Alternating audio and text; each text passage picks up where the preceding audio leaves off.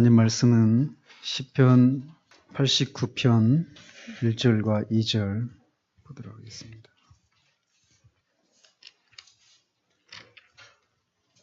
시편 89편 1절과 2절입니다.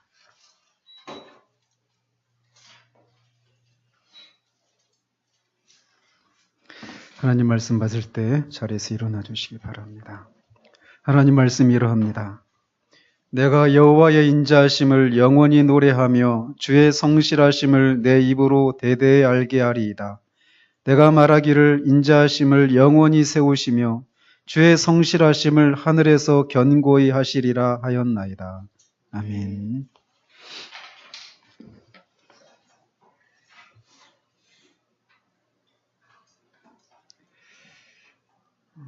지난주에는 우리가 하나님의 자비하심에 대해서 살펴보았고, 오늘은 이어서 하나님의 진실하심에 대해서 살펴보도록 합니다.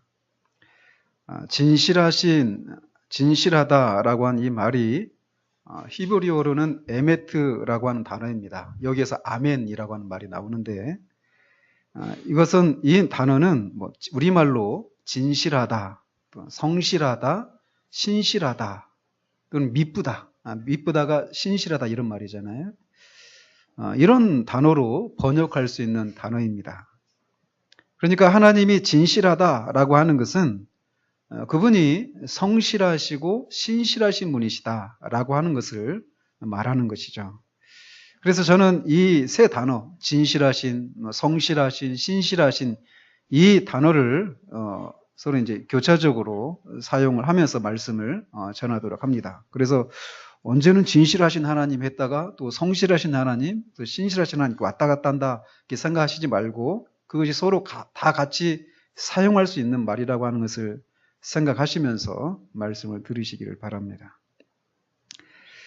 성경은 여러 곳에서 하나님이 성실하시고 신실하신 분이시다라고 말씀을 하고 있습니다.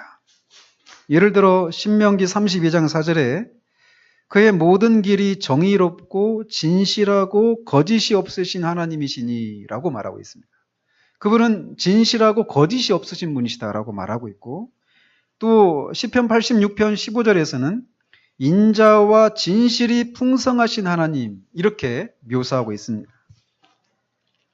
진실하신 하나님을 넘어서서 진실이 풍성하신 분이시다 이렇게 묘사하고 있단 말이죠. 또 오늘 우리가 읽었던 이 본문 시편 89편 1절 2절에서도 내가 여호와의 인자하심을 영원히 노래하며 주의 성실하심을, 이 성실하심이 진실하심, 신실하심께 번역될 수 있단 말이죠. 주의 성실하심을 내 입으로 대대히 알게 하리이다. 내가 말하기를 인자하심을 영원히 세우시며 주의 성실하심을 하늘에서 견고히 하시리라 하였나이다. 이렇게 말하고 있어요. 또 같은 장 5절, 8절 계속 이렇게 성실하심에 대해서 얘기하고 있습니다. 8절에도 여호와의 주의 성실하심이 주를 둘렀나이다. 이렇게 말하고 있습니다. 이외에도 많은데 또 신약이 넘어와 보면 데살로니가전서 5장 24절에 너희를 부르시는 이는 미쁘시니 그가 또한 이루시리라 이렇게 말씀하고 있습니다.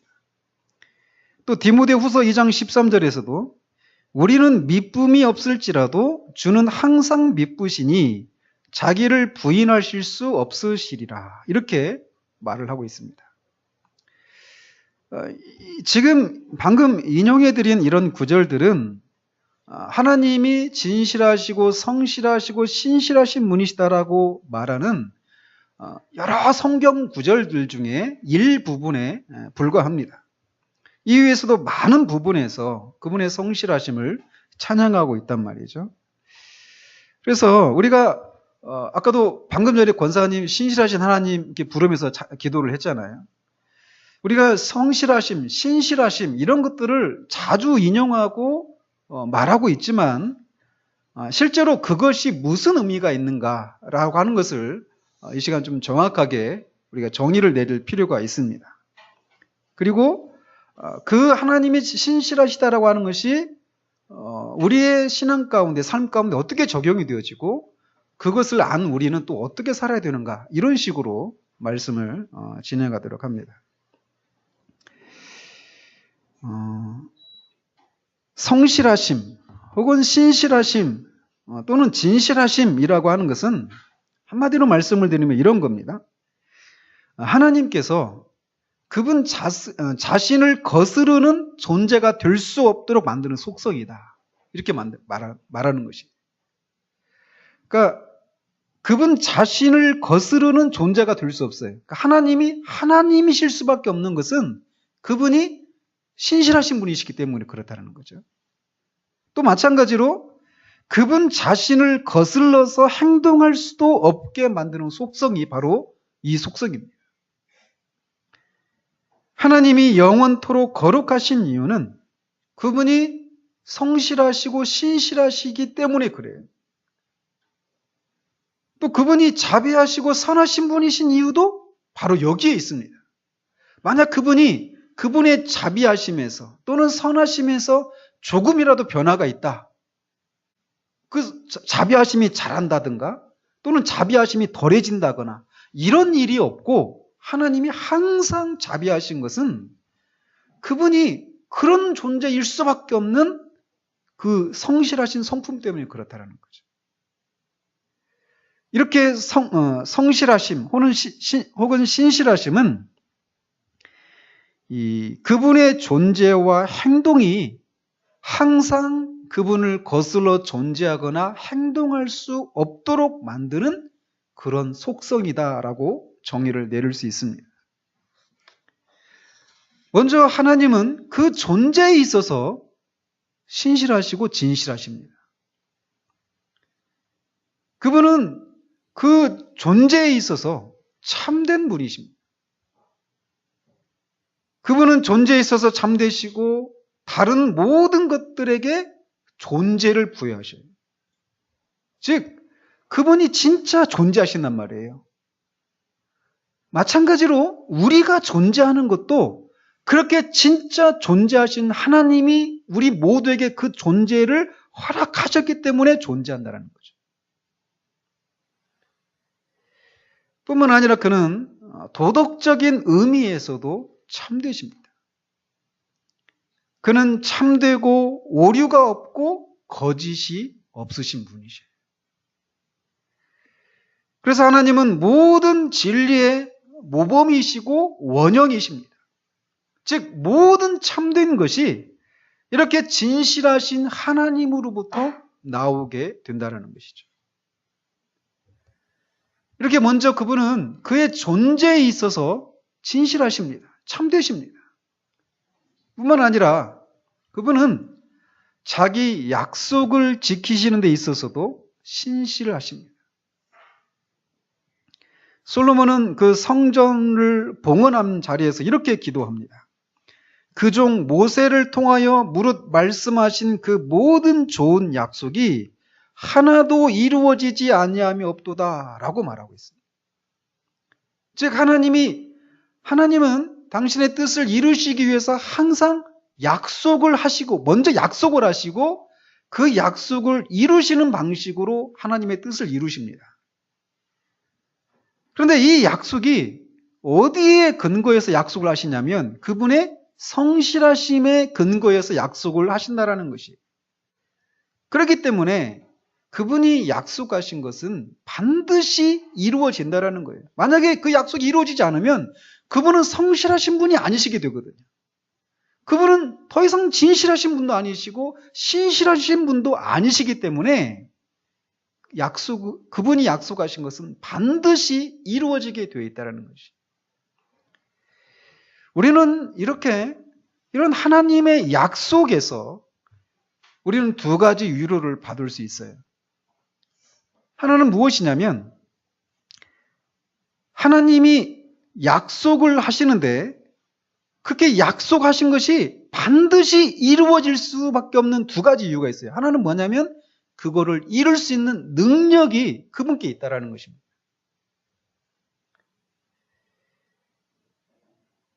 우리는 종종 우리 안에 있는 죄들을 인해서 우리는 더 이상 이 죄를 이길 수 없다라고 생각하는 경향이 있습니다. 왜? 너무나 많이 실패하니까, 넘어지니까. 그런데 주님은 미가 선지자를 통해서 이렇게 말씀하십니다. 다시 우리를 불쌍히 여기셔서 우리의 죄악을 발로 밟으시고 우리의 모든 죄를 깊은 바다에 던지시리이다. 이렇게 말씀하신 하나님은 반드시 이렇게 하실 수 있는 능력을 가지신 분이십니다. 백세나 되었던 아브라함은 그의 아내가 이미 출산 능력이 없는 그런 처지가 되었다라고 하는 것을 알았지만 내년 이맘때에 네가 아들을 보게 될 것이라고 하는 이 하나님의 약속을 믿었다라고 사도 바울은 말하고 있어요. 근데 무엇을 믿었냐고 말하고 있냐면 약속하신 그것을 또한 능히 이루실 줄을 확신했다라고 말하고 있습니다. 아브라함은 천지를 창조하신 하나님이 죽은 자와 같은 사라에게 아들을 주실 수 있는 능력이 있으신 분이라고 하는 것을 확신했다라는 것이죠. 그는 약속하시는 분의 능력을 바라보았던 것이에요. 약속하신 하나님에게 너무 힘든 일이란 없다라고 하는 것을 우리는 믿음으로 받아들일 수 있다라는 거죠. 우리는 성경에서 이렇게 약속하신 하나님이 그 약속을 반드시 이루실 수 있는 능력이 있으시다라고 하는 것을 수없이 많이 찾아볼 수 있습니다. 그러므로 우리는 이렇게 하나님의 약속에서 위로를 얻을 수 있어요. 왜? 약속하신 하나님이 그것을 이룰 수 있는 능력이 있기 때문에 우리는 하나님의 약속에서 위로를 얻을 수 있다는 것입니다. 뿐만 아니라 우리는 이렇게 약속하시는 하나님의 신실하심 또는 성실하심을 인해서도 위로를 얻습니다. 왜냐하면 그분은 거짓이 없으신 하나님이시기 때문에 그래요. 하나님은 그분의 자비하심의 근거에서 우리에게 어떤 약속을 해주시고 그의 신실하심과 성실하심으로 그것을 반드시 성취하시는 분이십니다. 때로 우리는 하나님의 섭리가 너무나 심오하기 때문에 하나님의 섭리에 대해서 우리가 잘 알지 못하는 경우가 있을 수 있어요. 그러나 하나님의 약속에 있어서는 너무나 확실합니다. 왜냐하면 그렇게 약속하시는 분이 신실하신 분이시기 때문에 그래요. 그는 신실하신 분이시기 때문에 좀 전에도 말씀드린 것처럼 그 신실하심, 성실하심이라고 하는 것은 그분의 성품을 거슬러서 존재할 수도 행동할 수도 없는 속성이다라고 말씀을 드렸잖아요. 그렇기 때문에 그분의 약속하신 것이 반드시 이루어질 수 있는데 왜? 그것이 성실하신 하나님이 약속하신 것이기 때문에 그렇다는 거예요.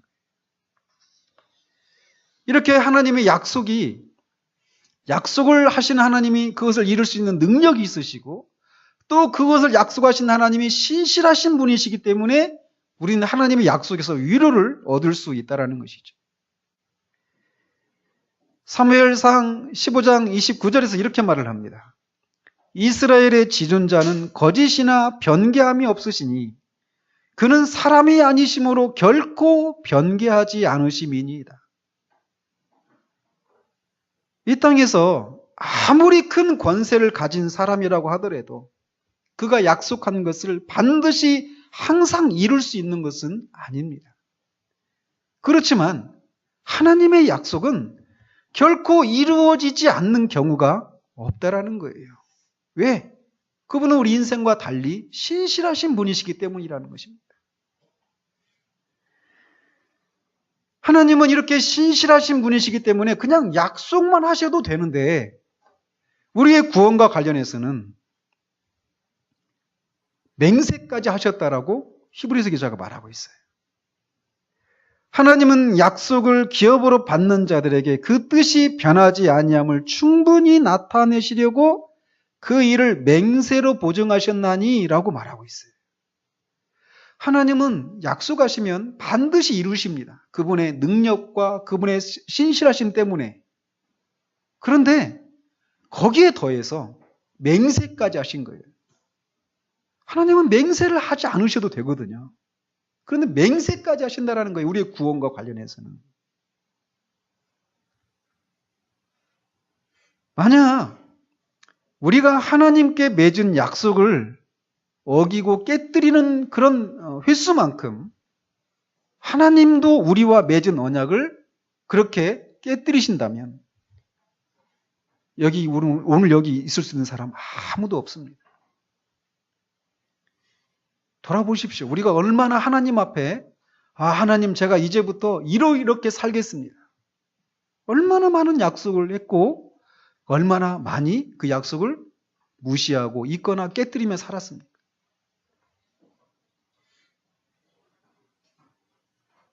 그러나 하나님은 우리와 같지 않으셔요.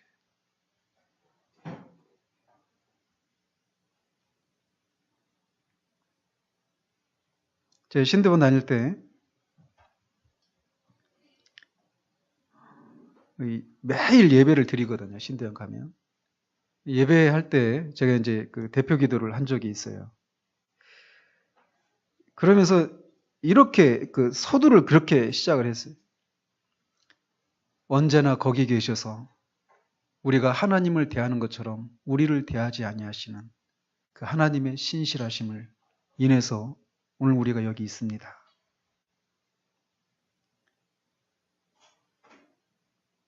하나님은 우리가 하나님을 대하는 것처럼 우리를 대하지 않으십니다. 우리가 하나님을 대하는 것 때문에 하나님은 늘 상처를 받으셔요. 늘 상처를 받으십니다.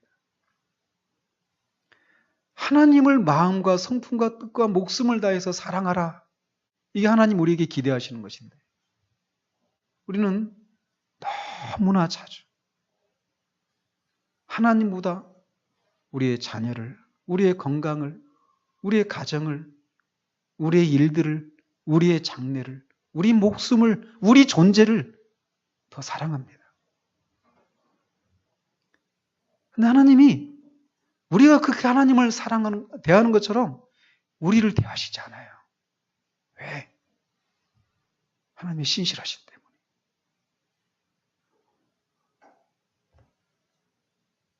저는 이번 주에도 목사가 어떤 사람인가 이걸 많이 생각하게 됐어요.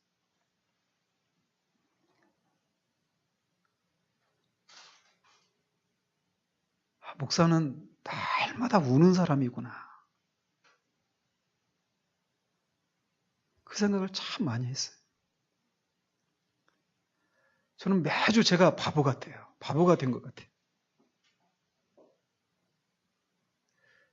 하나님을 계속해서 우리가 하나님이 어떤 분이신가를 말하고 있지만 하나님을 우리가 정말 안다면 우리는 하나님을 향해서 열광하고 하나님보다 더 사랑할 만한 것이 없어야 되는 것이 정상이거든요.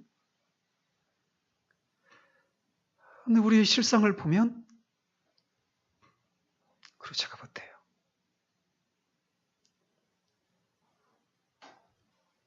여러분들이 오전 예배 드리고 간다고 가면 저는 늘 웁니다. 속에서.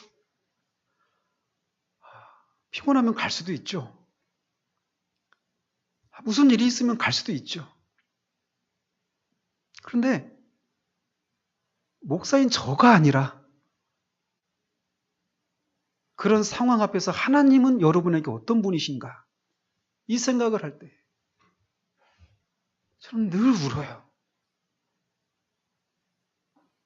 저같이 부족하고 불선한 것이 가득한 사람이 그렇다면 하나님은 어떠실까요?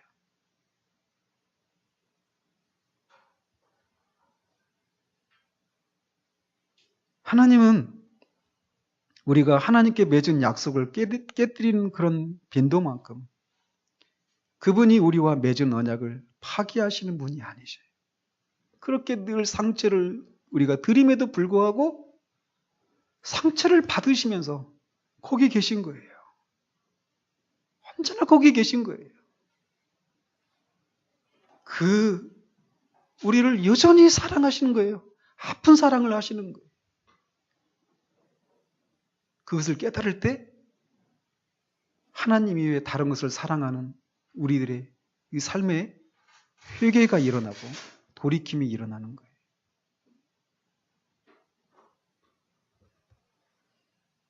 그분은 성실하신 분이시므로 그가 약속하신 것을 결코 바꾸시거나 파기하시지 않고 반드시 이루시는 분이십니다. 그래서 크리소스톰이라고 하는 그 황금의 입이라고 이렇게 별명이 붙은 그런 설교자가 있었는데 그분 이렇게 말을 했다고 그래요. 우리는 우리의 감각을 믿지 말고 약속을 믿어야 한다. 우리의 감각은, 우리의 느낌은 우리를 실망시킬 수 있을지 모르지만 하나님의 약속은 하나님의 이 진실하심, 성실하심, 신실하심 위에 기초하고 있기 때문에 결코 실망시키실 수 없다라는 거죠. 하나님은 그 백성들의 믿음을 결코 속이지 않으시고 속이실 수도 없다라는 거예요. 왜? 그분은 거짓말 하실 수 없는 분이시기 때문이라는 거죠. 하나님은 그의 신성을 버리실 수 없는 것처럼 그 진실성을 버리실 수 없습니다. 더 나아가 성경은 하나님을 진실하신 분이라고 하는 것을 더 넘어서서 진실이 많으신 분 또는 풍성하신 분이라고 묘사를 합니다. 즉 그 말은 하나님이 그 백성들에게 약속을 하셨다면 절대 그 약속에 미달하는, 약속에 못 미치는 그런 일은 없을 뿐만 아니라 약속을 반드시 약속하신 대로 이루시는데 진실이 많으시고 풍성하시기 때문에 그 약속 이상으로 행하시는 분이시다라고 말씀을 하고 있는 것이.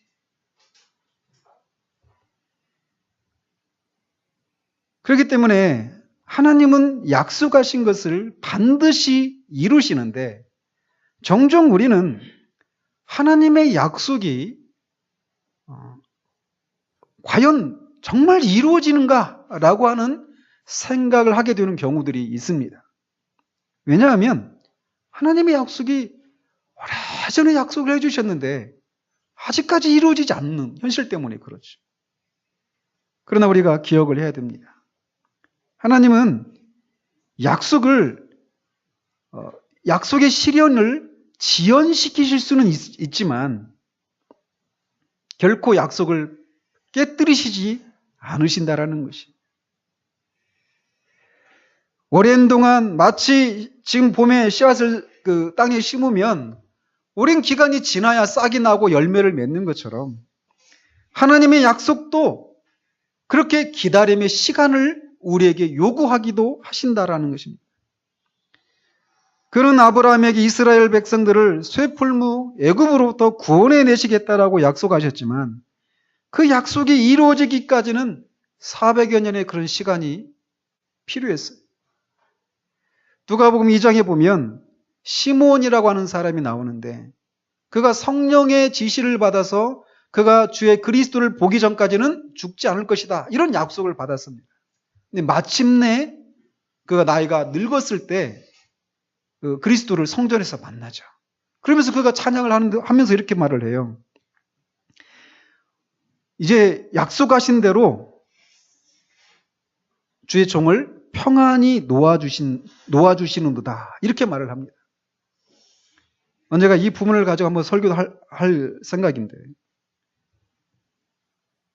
그는 이 말을 통해서 그가 얼마나 오랜 시간을 그 약속이 성취되기를 기다렸는가라고 하는 것을 우리는 엿볼 수 있어요. 주의 종을 평안히 놓아주시는도다. 그렇다면 그 약속이 성취되기까지 그의 그 삶은 어떤 삶이었는가를 우리는 거꾸로 유추할 수 있는 거예요. 끊임없이 노심초사하면서 이 아이인가 저 아이인가 성전에 올라오는 아이를 볼 때마다 그런 생각을 하지 않았겠어요? 주님이 약속하신 그 아이가 이 아이인가?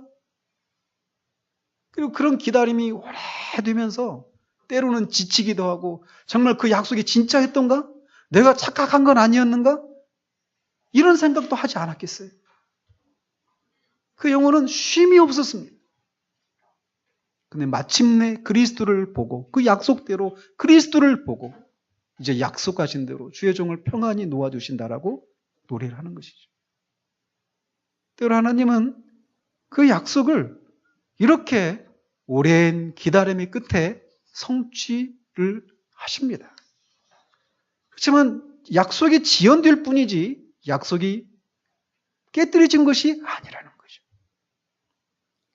뿐만 아니라 때로는 하나님은 그 약속하신 그 내용에 있어서 더 좋은 것으로 바꿔주시는 경우들이 있습니다.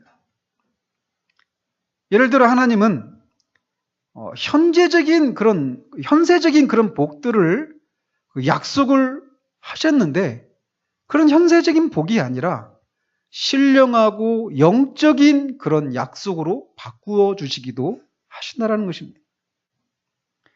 여호와께서 좋은 것을 주시리니라고 말을 하는데 하나님은 종종 좋은 것이 우리가 생각하는 어떤 현세적인 복이 아니라 신령하고 영적인 것으로 바꾸어 주시기도 한다는 것입니다. 그래서 세속적인 면에서는 부족하게 하실지 모르지만 이것을 커버하고도 남는 영적인 면에서 보완해 주시기도 한다는 거예요. 그분은 우리의 은행 잔고를 늘려주시지 않아도 우리의 믿음과 내적인 평화를 늘려주시기도 한다는 것입니다. 이 같은 의미에서 그는 약속을 변경하시지만 결코 깨뜨리시지는 않고 오히려 더 나은 것을 주시는 것이죠. 만일 누가 저한테 10,000원을 주겠다라고 언제까지 어떤 10,000원을 주겠다 이 약속을 했는데 그 약속한 날짜에 그가 10,000원이 아니라 100,000원을 준다면 그건 약속을 깬 것이 아니죠. 그죠? 더 좋은 것으로 바꾸어 주신 거란 말이죠. 하나님은 종종 이렇게 하신단 말이죠. 하나님은 이렇게 그의 존재나 그의 행하심에 있어서 항상 그분을 거슬러서 행하시지 않는 성실하시고 신실하신 하나님이십니다. 그러므로 하나님의 이런 신실하심, 진실하심은 우리의 믿음에 서야 될 기반입니다. 만일 하나님이 진리의 하나님이 아니시라면, 진실하신 하나님이 아니시라면 우리는 어떻게 그분을 믿을 수 있겠습니까? 하나님이 우리들처럼 그렇게 변덕이 심하신 분이시라면 우리가 하나님을 어떻게 믿을 수 있겠느냐라는 것이죠. 우리가 하나님을 믿을 수 있는 것은 그분이 진실하신 분이시기 때문에 그렇습니다. 그의 입에서 나온 말씀은 단 한마디도 땅에 떨어지지 않습니다. 하나님의 진실하심은 이렇게 요지부동하는 반석이어서 우리는 그것 위에 어디에서도 우리의 구원을 도모할 수 없어요. 하나님은 이스라엘의 죄를 지적하시면서 성실이 없어짐으로라고 하십니다. 이스라엘 백성들의 이 성실하심이 없어진다 이렇게 표현하고 있어요. 우리들이 경험하고 있는 우리들의 모습이기도 하고 세상에서 보는 그런 모습이기도 합니다. 세상의 진실성 이거는 없어지기도 할 수 있는 그런 성질의 것이라는 것이죠. 우리는 사람들을 향해서도 그렇지 않습니까?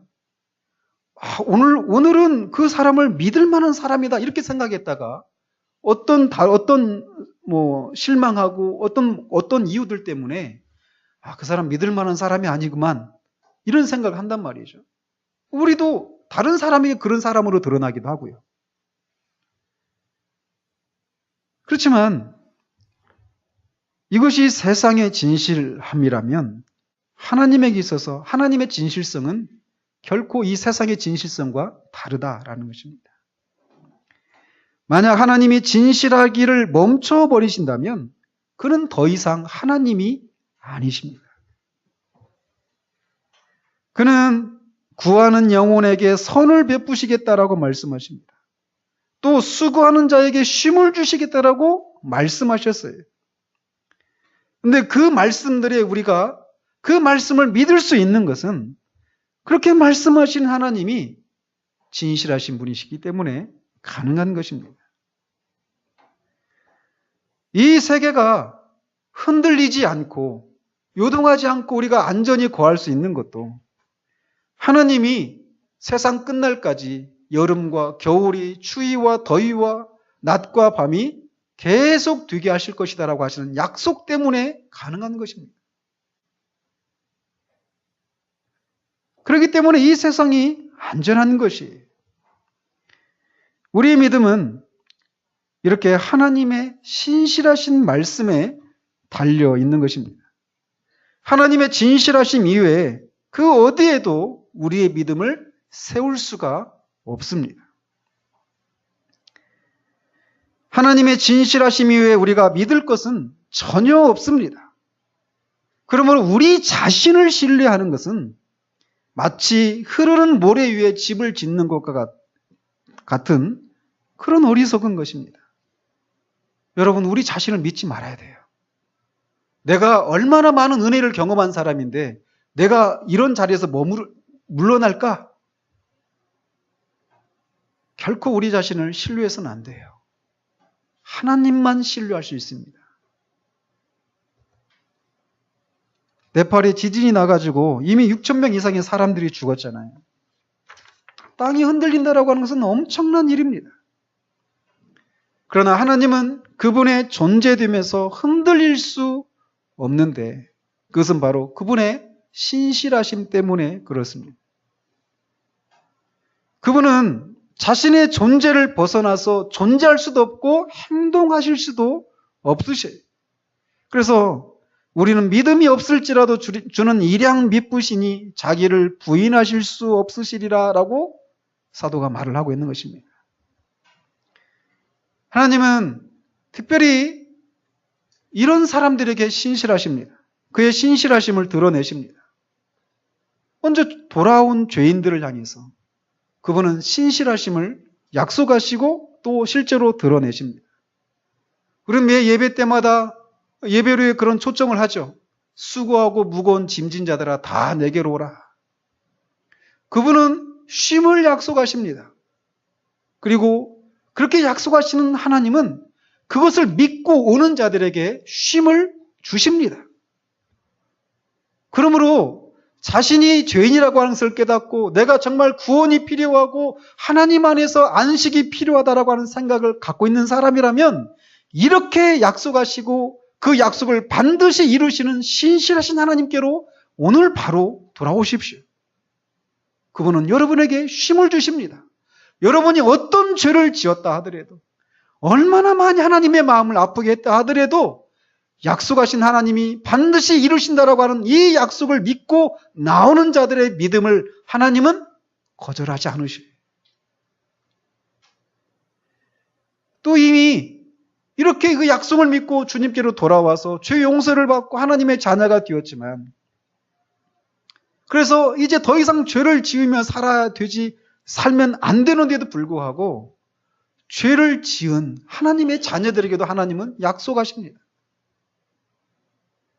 우리가 죄를 지어서는 안 되죠. 그런데도 죄를 집니다.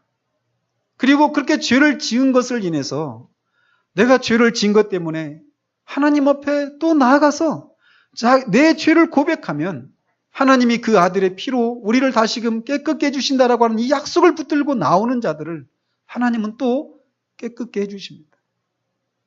그러므로 내가 하나님께 큰 은혜를 입었는데 또 이렇게 하나님 앞에 죄를 짓고 말았다라고 하는 그런 생각을 가지고 있는 사람이 있다라면 그런 자들을 향해서 하나님이 약속하신 것을 믿고 또 하나님 앞에 나오십시오.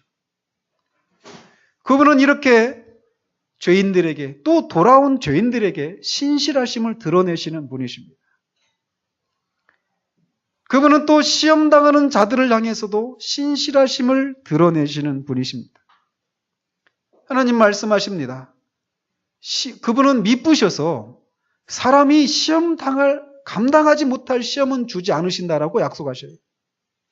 그리고 사람이 시험 당할 즈음에 피할 길을 마련하신다라고 약속하셨습니다. 근데 우리는 시험을 당할 때 이런 경향들이 있어요. 나만 이런 시험을 당한다라고 하는. 그래서 내가 겪고 있는 이 상황이 도무지 앞으로 차후로 막 다 꽉 막힌 것 같은.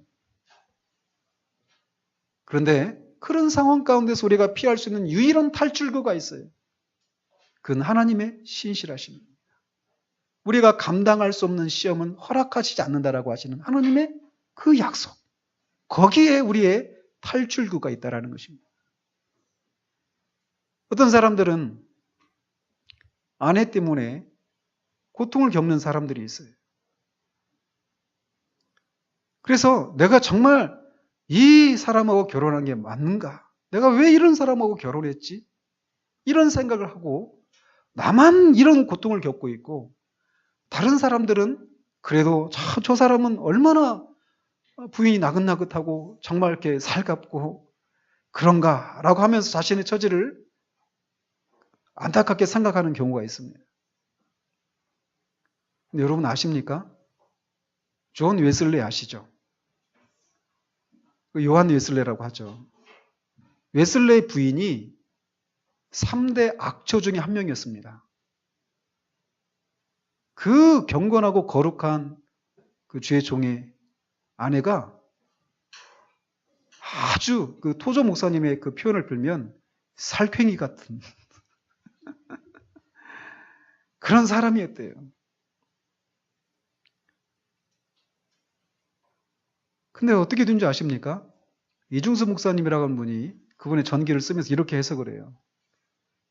부인이 그렇게 자기를 못 살게 구니까 막 그 머리끄댕이 잡고 막 그렇게 하고 막 그랬대요. 그 아내가.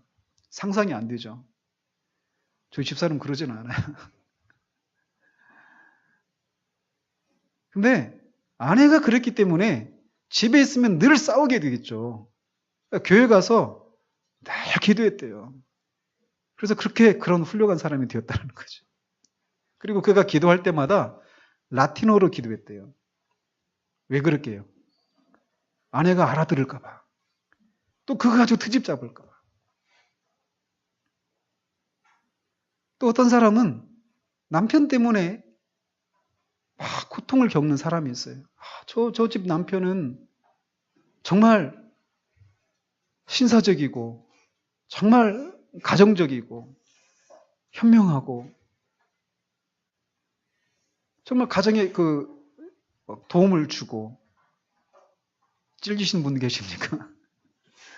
자녀들하고도 잘 이렇게 지내고. 근데 내 남편은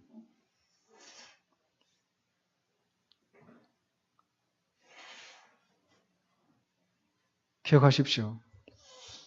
하나님은 사람이 감당할 만한 시험을 허락하시지 않아요. 도정 목사님 책에 이런 예화가 있어요. 어떤 부인이 있었는데 남편이 알코올 중독자였어요. 얼마나 고통스러울까요? 근데 그 아내가 얼마나 그 많은 시간 동안 얼마나 많은 고통의 시간들을 보냈겠어요? 왜 나만 이럴까? 왜 내 남편은 이럴까? 근데 오랜 시간이 지나면서 그 남편이 하나님께로 돌아왔어요. 아내가 그 약속을 붙들고 기도하는 거예요. 우리는 이런저런 시험을 당할 때 내가 겪고 있는 이 시험은 나만 당하는 거고 이건 내가 도무지 감당할 수 없는 그런 것이다. 빨리 해결되었으면 좋겠다. 하나님 말씀하십니다. 우리의 체질을 아시는 하나님께서 우리가 감당할 수 없는 시험은 허락하시지 않는다라는. 또 하나님은 갈등하는 사람들을 향해서도 그의 신실하심을 드러내십니다.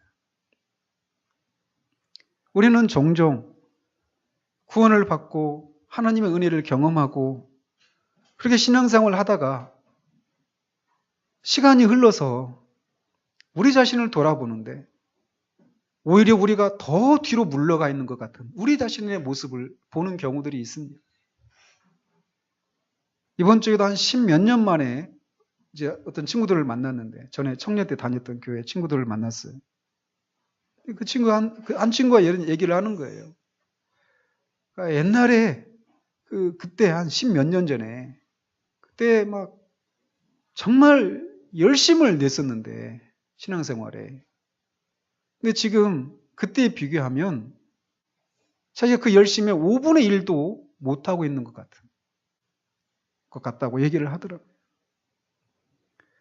우리도 우리 자신을 보면서 옛날에 처음 주님을 만났을 때 우리 안에 있었던 그 기쁨들, 그 생생함들, 그 생기들,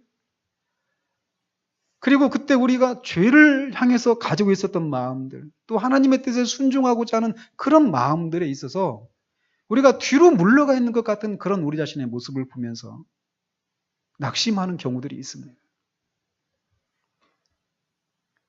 그러나 기억하십시오. 너희를 부르신 이는 미쁘시니 그가 또한 이루시리라 라고 말씀하십니다. 우리는 이제서야 우리 자신의 실상을 보는 것입니다. 이렇게 넘어지고 죄에 대해서 둔감하고 하나님의 뜻에 대해서 이렇게 둔감한 우리 자신의 모습을 우리는 지금 보지만 이게 새로 생겨나는 것이 아니라 이미 그전에도 우리는 그런 존재였어요. 이제 시간이 지나서 이제 우리 자신을 이제 보기 시작하는 것입니다. 근데 기억하십시오. 하나님은, 우리는 이제서 그런 우리의 모습을 보지만 하나님은 그전에도 우리 자신이 내가 정말 그때는 충만했고 그때는 정말 내가 은혜가 충만했었던 그런 때였다. 성령 충만했던 때였다. 그런 때에도 이렇게 잠재돼서 나타날 이런 연약함과 죄악됨이 그때도 여전히 우리 가운데 있었어요. 하나님은 그것을 다 아셨죠.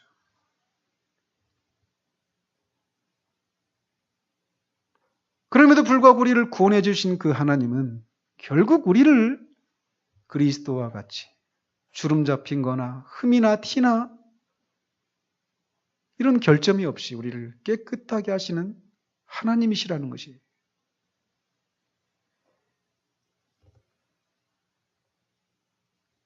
하나님은 반드시 그가 약속하신 것을 이루시는 분이십니다. 그러므로 하나님의 이 진실하심을 불신하는 것은 하나님을 모욕하는 것이에요. 요한사도는 이렇게 말합니다. 하나님을 믿지 아니하는 자는 하나님을 거짓말하는 자로 만든다. 불신앙의 죄악은 정말 큰 죄악이에요.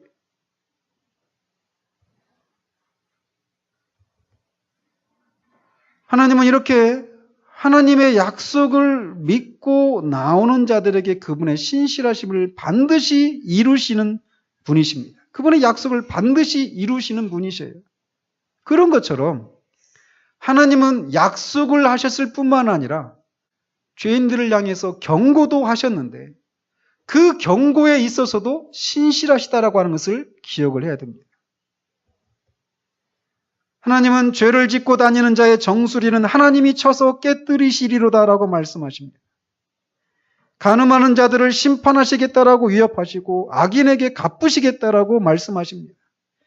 주는 재앙과 원한을 감찰하시고 주의 손으로 갚으려 하시오니 불과 유황과 태우는 바람이 그들의 잔에 소득이 될 것이다라고 말씀하십니다. 하나님은 그 약속에 있어서도 신실하실 뿐만 아니라 죄인들을 향해서 바라시는 이 위협에 있어서도 신실하십니다. 그는 그분의 진실하심을 보이기 위해서 이 위협을 실행에 옮기시고 때로는 이 세상에서 또는 영원한 세상에서 그 위협을 반드시 실현하시는 분이십니다. 그러므로 하나님이 죄악 가운데 있는데도 여전히 죄인들을 향해서 바라셨던 이 위협이 자신에게 임하지 않고 있는 이런 현실을 보면서 하나님이 약속하셨지만 다 실제로 이루어지지도 않네라고 하면서 그 죄악된 삶 가운데 계속 머무는 여러분이 한 분도 없기를 바랍니다. 아직 하나님이 위협하신 것이 실제로 여러분의 삶 가운데 임하지 않은 것은 여러분들에게 회개의 기회를 주신 거예요. 그러므로 그 하나님의 그 은혜, 자비의 그 은혜를 악용하고 자신의 죄악된 삶을 연장하는 데 사용하지 마시고 속히 주님께로 돌아오시기 바랍니다. 그러므로 우리는 하나님이 이렇게 진실하신 분이시다라고 하는 걸 생각하며 우리도 그분을 닮아야 합니다. 먼저 우리는 우리의 말에 있어서 진실해야 합니다. 다윗은 누가 주의 장막에 머무를 자이고 주의 성산에 사는 자가 누구인가라고 묻고 스스로 답하기를 그의 마음에 진실을 말하는 자라고 말을 했습니다. 진실을 말하는 자가 하나님의 성산의 장막에 머물 자격이 있다라는 것이죠. 그러므로 우리는 우리의 말에 있어서 진실해야 합니다. 그러므로 진실한 말은 다음의 것들과 전혀 반대가 됩니다. 먼저는 거짓말이. 거짓말은 어떤 사람이 그것이 거짓인 줄 알면서도 그것을 참된 것처럼 말하는 것입니다. 성경은 거짓을 버리고 각각 그 이웃으로 더불어 참된 것을 말하라 라고 우리에게 권면을 합니다. 우리는 자기 이익을 얻기 위해서 이런저런 거짓말을 하기도 합니다. 예컨대 상인들이 적당한 이윤을 붙여서 팔지 않고 아주 폭리를 취하면서도 다 밑주고 파는 것이다. 이런 식으로 얘기하는 것이죠.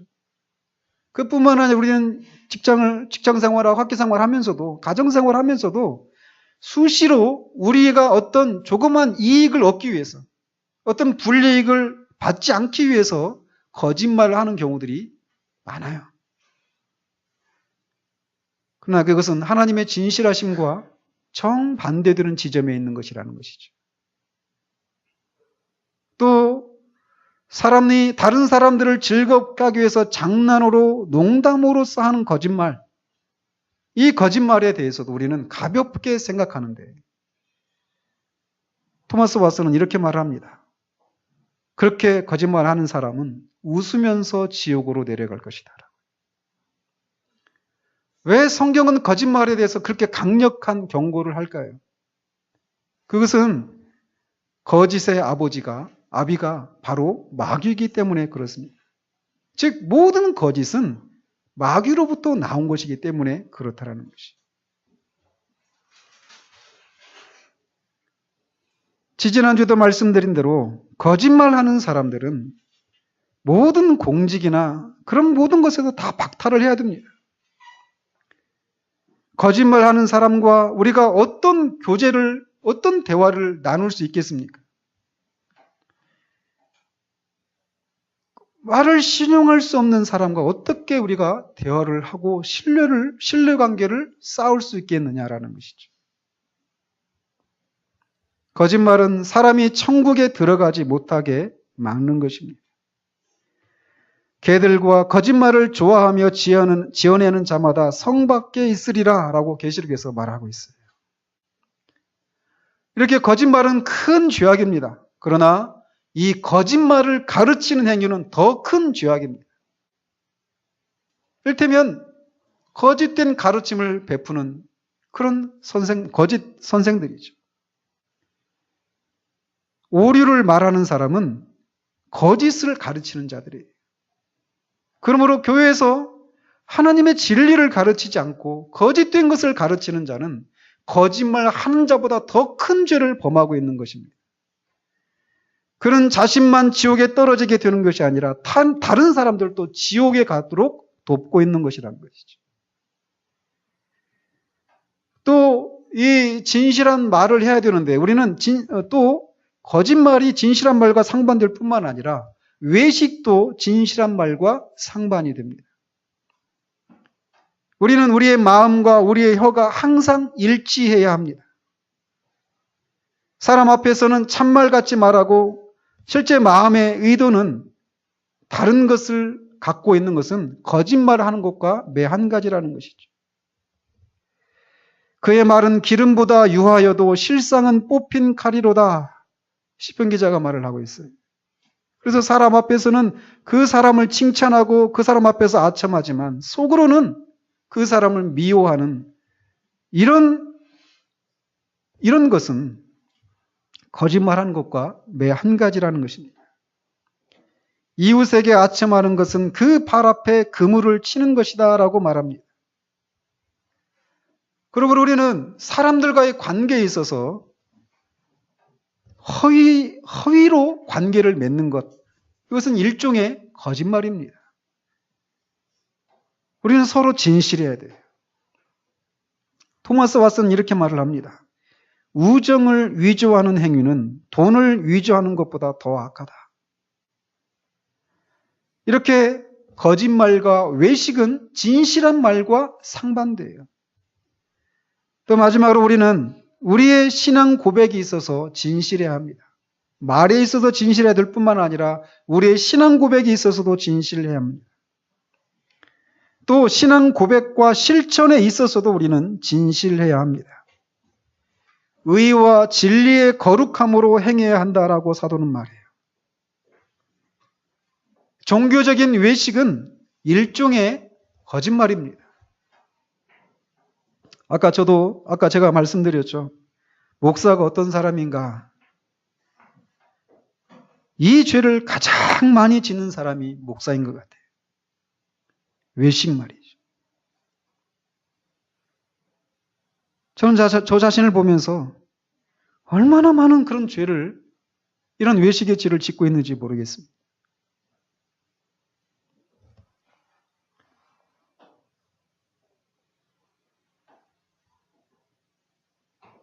우리는 거짓을 말함으로써 진리를 부정하고 진리를 거짓으로 고백함으로써 그 진리를 욕되게 해서는 안 됩니다. 또한 우리가 하나님께 우리의 입으로 고백하는 것과 실제로 우리의 실생활이 일치하도록 해야만 합니다. 고백과 생활이 일치하지 않는 것은 결국 하나님께 거짓말하는 것이라는 것이죠. 성경은 이를 신성모독보다 나을 게 없는 것으로 우리에게 말하고 있습니다. 그러므로 우리는 하나님을 닮기 위해 노력을 해야 됩니다. 그분은 진리의 하나님이십니다. 그는 진실하심을 버리기보다는 그 신성을 버리는 것이 더 쉬운 그런 분이십니다. 그러므로 우리는 우리의 말이 진실하고 우리의 신앙 고백이 참되도록 해야만 합니다. 하나님의 자녀들은 거짓을 행치 아니하는 자녀들입니다. 하나님은 내면이 진실하고 그 입술에 거짓이 없는 사람을 보시면 그분은 자신의 모습을 그 사람에게서 발견하고 자신 안에 있는 것들을 다 주시기를 기꺼워하시는 분이십니다. 하나님은 신실하시고 성실하시고 진실하신 분이십니다. 그 하나님처럼 우리도 우리의 말에 있어서 우리의 신앙 고백에 있어서 그 신앙 고백을 실천하는 삶에 있어서 우리가 서로 진실함으로 성실함으로 신실함으로 드러나는 그런 우리들이 되어지기를 우리 주님 여러분으로 축원드립니다.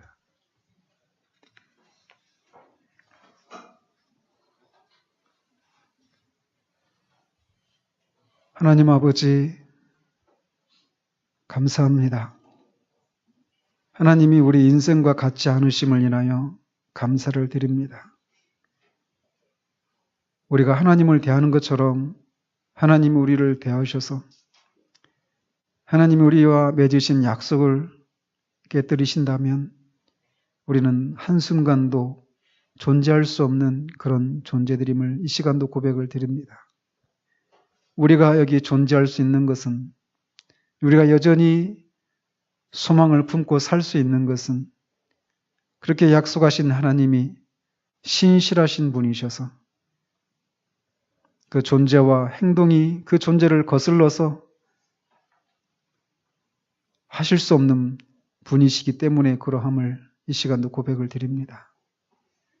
하나님 아버지, 주님은 시험을 당하는 자들에게 신실하시고 갈등을 하는 자들에게, 낙심을 하는 자들에게 신실하십니다. 약속하신 것을 반드시 이루실 능력이 있으시고 그것을 이루실 수밖에 없는 그런 속성을 가지신 신실하신 분이십니다. 그러므로 우리가 어떤 상황 가운데 있든지 하나님의 그 신실하심을 붙들고 그 안에 거하는 우리들 될 수 있도록 주님 도우시옵소서.